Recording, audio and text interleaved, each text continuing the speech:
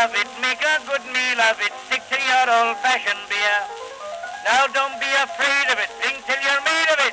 Now all together a cheer.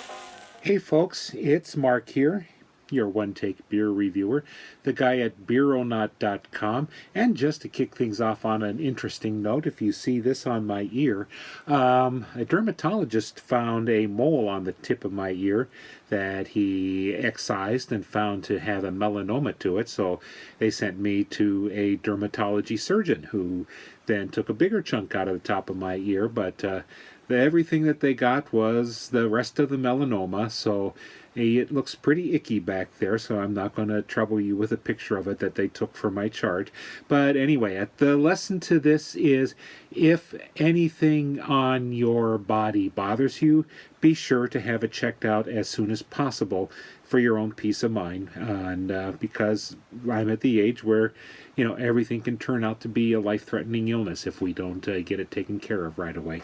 Anyway, back to some fun stuff. We're going to open another beer that has been sent to me for my review. Still cleaning up some stuff that's been sent to me a couple months ago.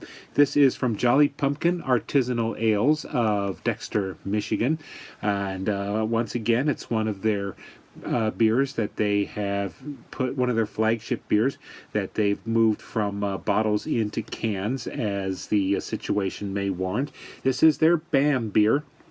As I said, one of their mainstay beers, and it is a basic farmhouse Belgian type style, which means a warm weather ferment, probably some wheat malt and some spices to it. They don't have too much background information here because they kind of just go their own way, but they're promising a tart and tasty balance of malt, hops, and yeast, which everyone does, don't they? And it's 4.5% alcohol by volume. And let's just go see what we can get here. So they recommend a tulip glass for a farmhouse style ale. And this is a Duvel glass, which is the standard for a lot of Belgian styles.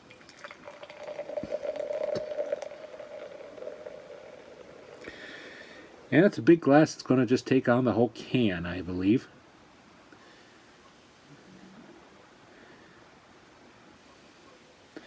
Well, we'll just keep the foam poured up here. Is that 16 ounces or like a 0.5 liter can? Well, it doesn't.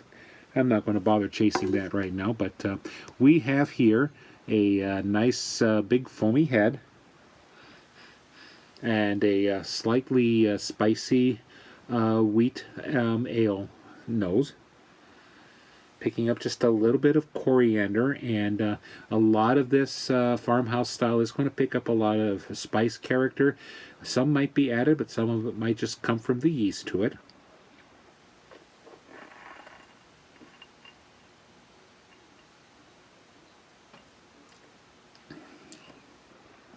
Not quite as tart as the packaging might lead me to think, but actually it's kind of a very, very slight tartness towards the back, but a nice dry malt finish. You can see this is probably a light Pilsner or Belgian Pils specialty malt. And there's not a lot of bitterness to it.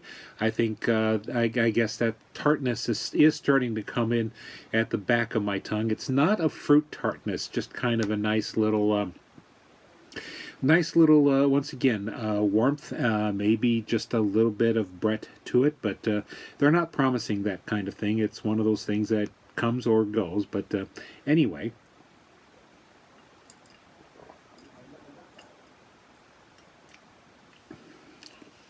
Quite refreshing, not very filling, as a matter of fact, although this whole can is going to fill me up pretty well.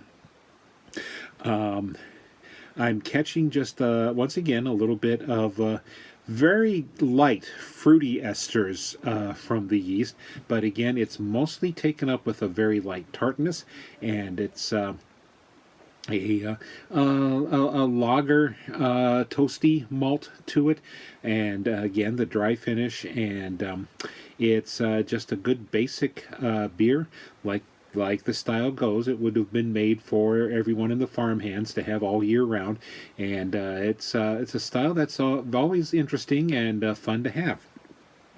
And at 4.5%, it's going to be a very sessionable beer, so you could have it with any Belgian-style meal. Begging your pardon, a little gassy there too. But yes, this is the, I'm going to turn the can this way, Jolly Pumpkin Bam beer. I'm going to have a insert shot in this broadcast somewhere here. It's from Jolly Pumpkin Artisanal Ales of Michigan, and and I'm getting just a little hint of maybe a red wine to it. I think just, again, back from the esters, and that's how the fruitiness comes across. So, until we see you next time, this is Mark, your one-take beer reviewer, the guy at Biēre.com, saying cheers. Now don't